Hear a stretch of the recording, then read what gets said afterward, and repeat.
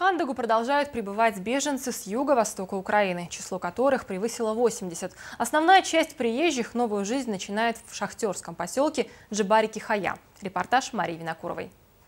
Большинство беженцев выбрали Тамбонский район, потому как многие раньше работали шахтерами.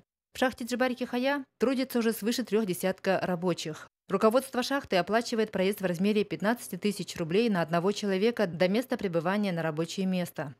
В основном это идут специальности на горнодобывающие вот эти работы. Шахта Джибарики-Хая, у них 75 вакансий. Это в основном подземные работы, горные мастера.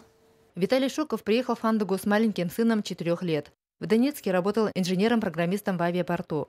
Когда начались первые бомбежки, он как раз ушел с ночной смены. Дом Виталия в 3 километрах от авиапорта, и он своими глазами видел, как бомбили его родное предприятие.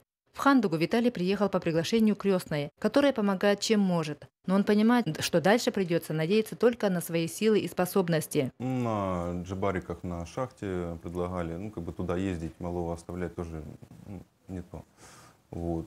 Предлагали где вот эти кочегарки все и все остальное. Хочу сделать разрешение на временное проживание. Ну и в дальнейшем будем двигаться, может быть, гражданство как-то получится получить. В Центре занятости реестр свободных вакансий составляет 102 рабочих места.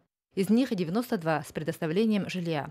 Однако в поисках работы в биржу труда пока обратились только 2 беженца. Большинство старается устроиться на работу через знакомых, родных. Зарплату предлагают в среднем от 20 до 40 тысяч рублей. Хотя встречаются и предложения в 90-100 тысяч, в зависимости от специфики работы. Но беженцы не унывают и готовы пройти переобучение, повышать свою квалификацию.